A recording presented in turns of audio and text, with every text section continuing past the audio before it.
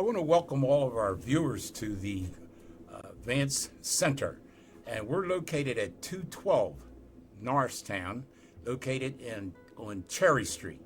And today we have a very outstanding guest.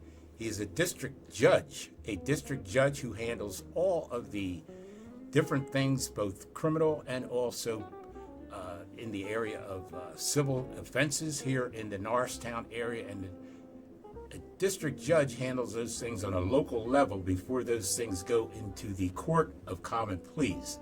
So I'd like today to welcome you, and his name is Hakim Jones. All right, thank you. What is the correct pronunciation? Did I give that today? Almost.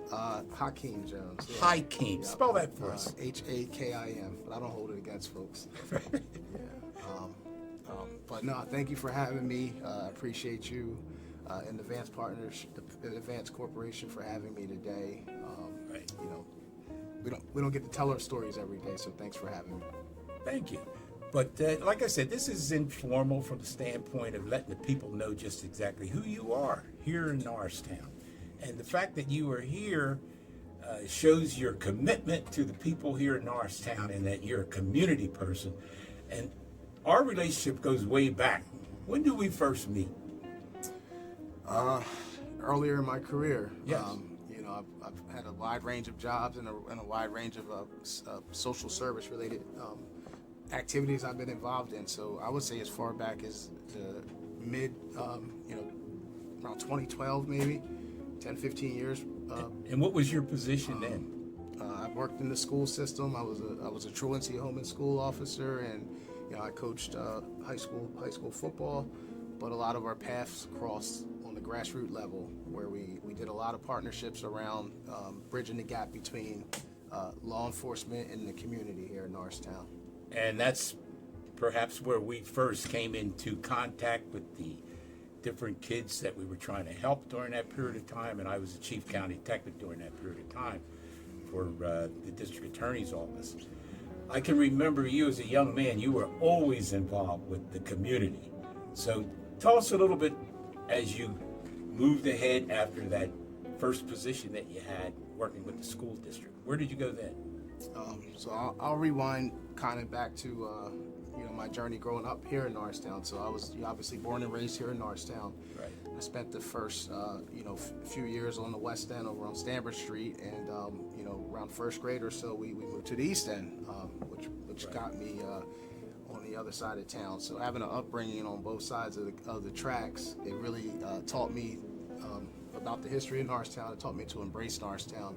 And it also showed me that Norristown is not the same throughout the community. Being involved in youth sports, Norristown Bengals, football, the Norristown Killdeers track and field.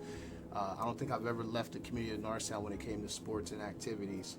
So I think that was a big piece of building that commitment to this community from the early days. Right. So you're like a grassroots guy. A guy who grew up in this town, and you're more so like a mentor now to all these young kids that are around here now. Mm-hmm. If you were to clarify or to describe Norristown, how would you describe Norristown itself as it is today? I would say Norristown is it's looked at as an urban community when you think of all of our surrounding counties or surrounding townships and municipalities. But for someone who grew up here, we've always been looked at as a small, close-knit community, a small, close-knit, blue-collar community, hardworking folks. We had strong industries here. We had Montgomery Hospital. We had the State Hospital. We've had a lot of places in town where our families were able to build their lives and raise us with good goals and good expectations. So. Fast forward to today, I still consider us a hardworking blue-collar community, a diverse community with all walks of life. As far as I can remember, we've had families and cultures from all over the world that live in this small community. So it's a diverse community. Yes, definitely. Very diverse. Yeah. From that standpoint, Norristown is also, which a lot of people sometimes forget, is the county seat. And the county seat, as you well know, they control the entire county of Montgomery. And Montgomery County covers a 500 square mile area with approximately 850,000 people. Okay? And those crimes and things that happen, and it, not only crimes, but also those things that happen in terms of civil cases and so forth that happen in Montgomery County come to the district court. And you being the district judge of District Number 1 here in the municipality of Norristown, you handle all of those cases that come in. Am I correct?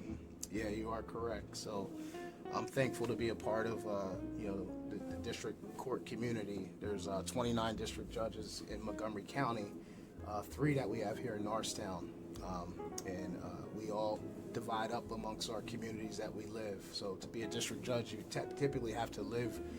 You have to live in the district that you serve. So it's also a gift and a benefit of living and working where you build relationships with the community, where you've gained trust and have a history of working with the people that are most likely to come in front of you.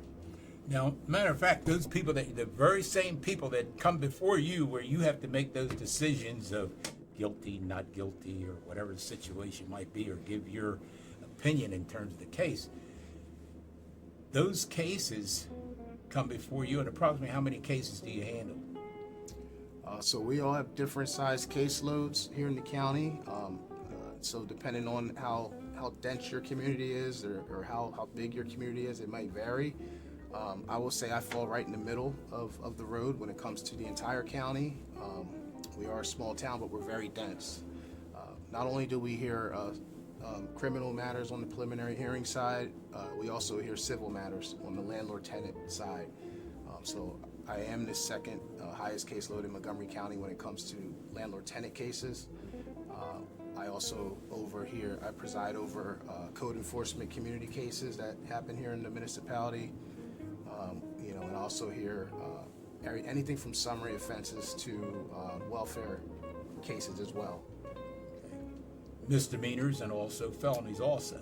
Yeah, so the criminal side is very complex. However, we are the first stop for if a crime is committed and someone's arrested. Correct. So we do hear the preliminary hearings, and we determine whether or not the charges will be held over for the Court of Common Pleas, which is the larger court, simply around the corner.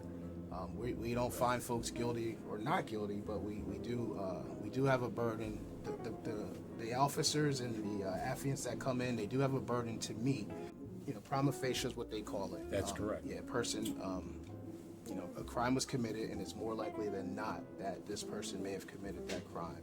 And we simply have to take that on a charge by charge basis. We have to consider the testimony, not just from the law enforcement and the folks bringing the charge, but we also give our defendants an opportunity and their attorneys an opportunity to dispute and question these charges. So pretty complicated, but we've worked hard to understand the system so that we're prepared for it. And this system of the District Justice Court, you also have the responsibility of running for election, don't you, for that position?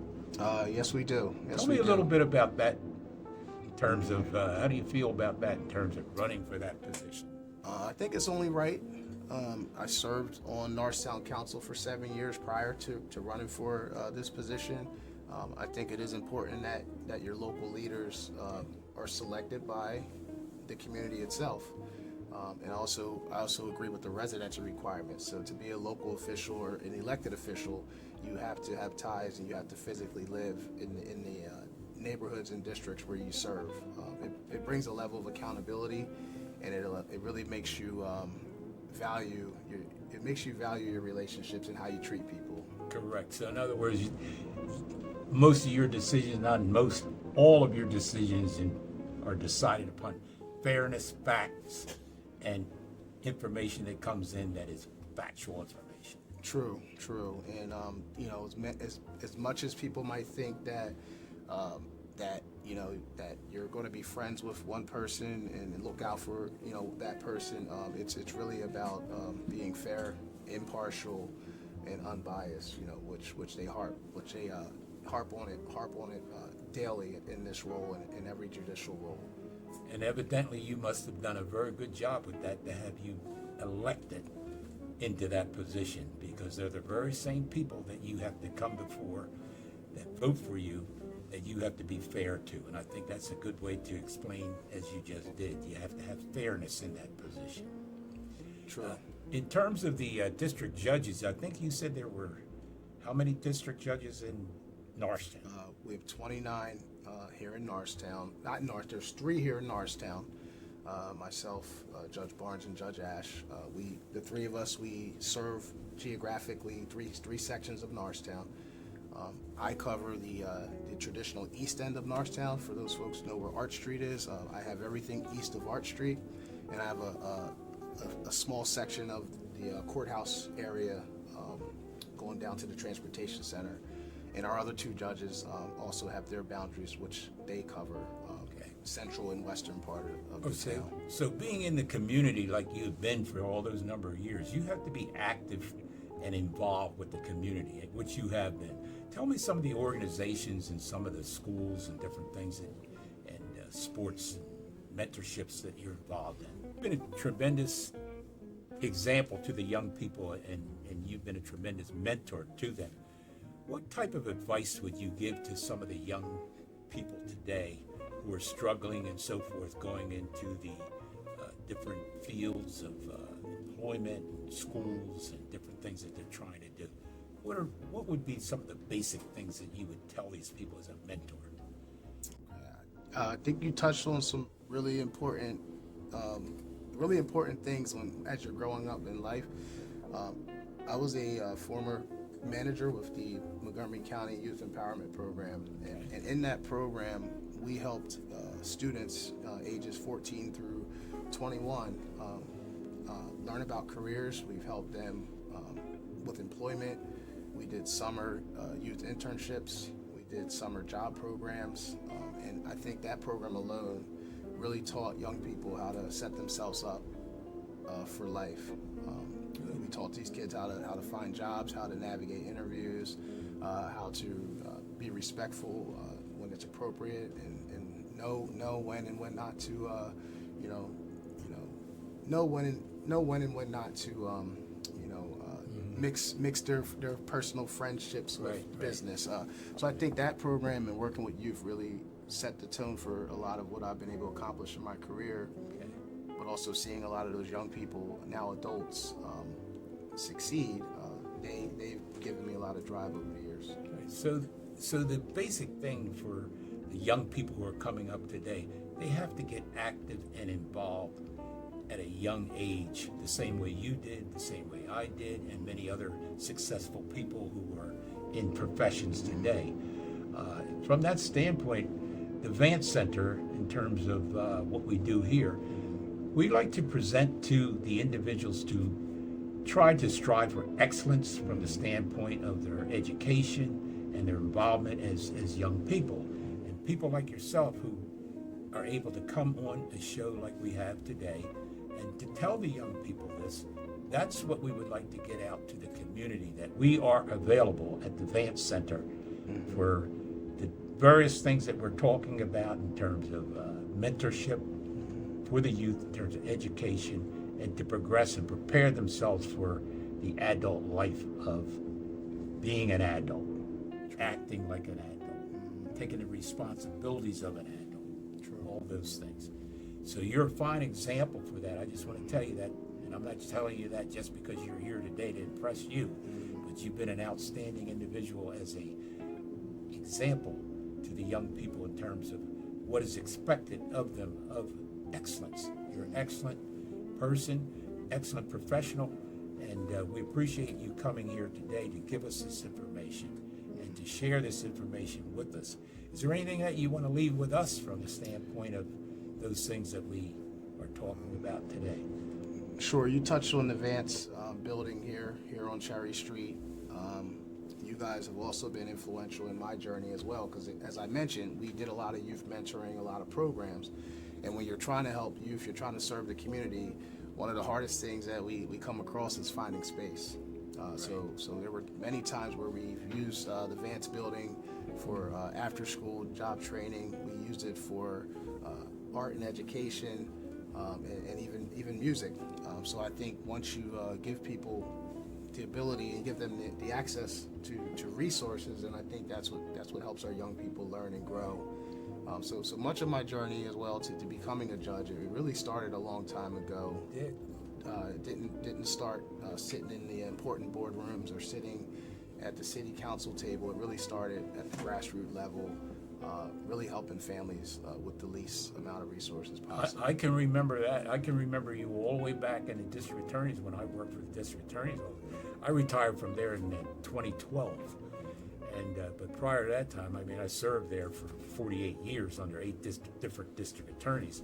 And I can remember you always being in the Norristown community, and we always went to you for assistance and to get help with the different things that we were all involved with on the streets.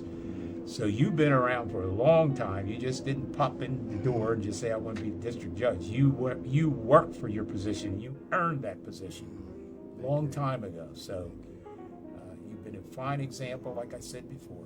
And we want to continue to work with you as a partner with you, as a district attorney, as a district judge. And that spills over into the Court of Common Pleas also, because they listen to you in terms of what you send to them. Yes. And those cases that they don't want, you get rid of before they even get there, the stuff that does not belong there. So everybody that comes through a district court is not guilty. True. And we stress that to our young people. It's a fair and honest place, and we have people like yourself who are there to give that opinion and so forth, and give those judgments on to the Court of Common Pleas, where they're going to go for the main cases that they go for. True. Yeah. And if you don't mind me touching on that, no, sure. You know, the district court is many people's first and only stop in the criminal or in the justice system altogether. So, you know, we are very grassroots. We do like to make folks feel comfortable for no matter what reason they're in the district courts. Again, it could be anything from paying a parking ticket or disputing a parking ticket to, you know, unfortunately, being arrested for something serious. Right. So it is a wide range of visitors that we see, but our job is not to judge those folks. You know, we're called judges, but our job is not to judge those folks and give them the same respect and due that anyone deserves. So I take pride in that. I take pride in our staff, how they treat people at the window, and also take pride with my relationships throughout not just Montgomery County, but throughout the state with other judges, because we're constantly teaching each other, we're constantly leaning on one another, and we're also growing from each other's advice throughout the years. How long is your tenure as a district judge under the election that you're under now?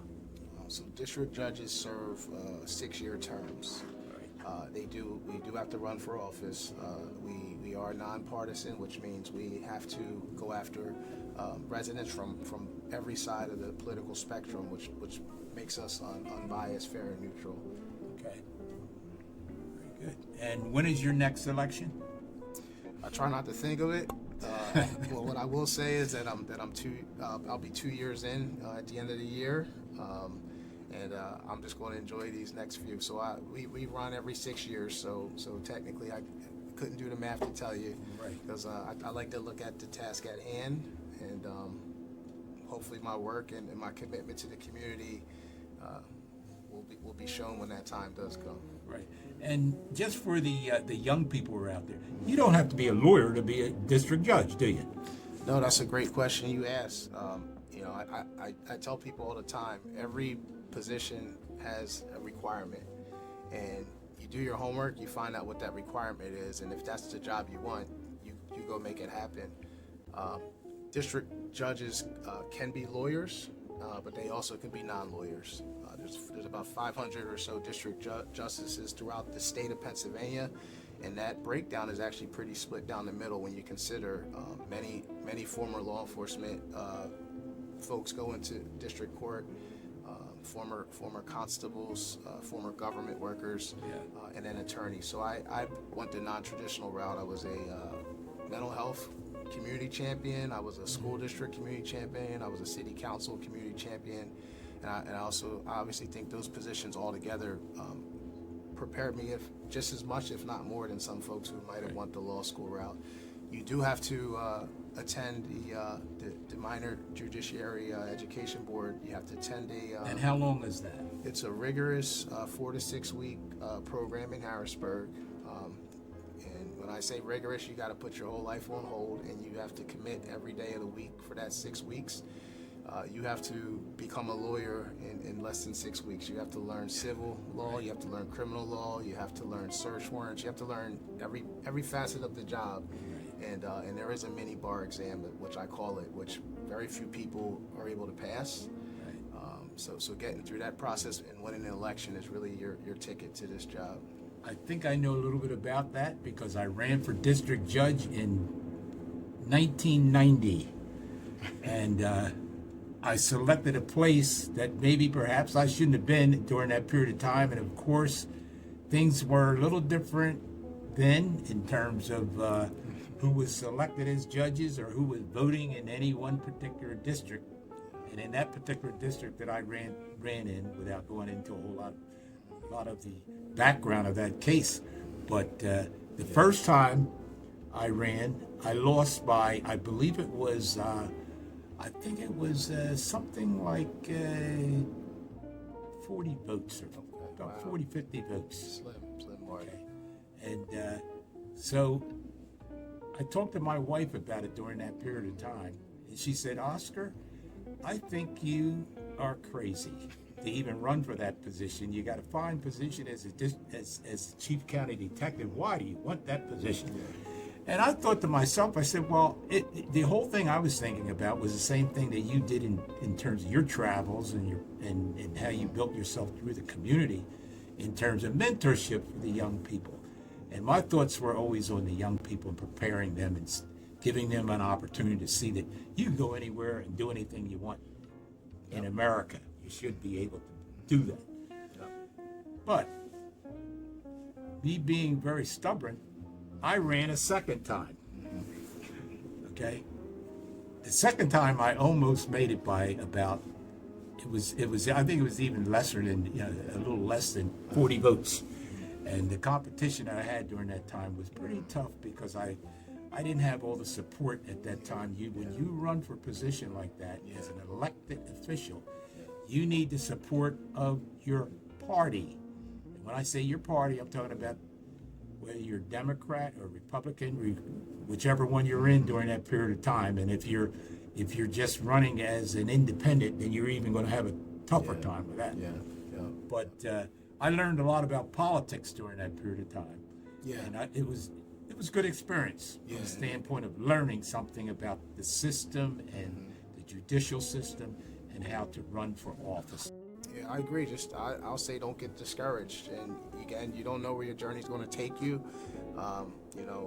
My college degree is in journalism, but I will say every ounce of that journalism degree was used the last 20 years to work with the community, to serve people, to help people with jobs, to advocate for people in the courts, and then finally to run for office. Correct. You use what you don't get discouraged and know that anything's possible. So. Exactly. And just because you might not be successful with something, I don't care whether you're running as a judge or a district judge, or even if you're going to be a county detective or you want to be a chief county detective, all things are possible.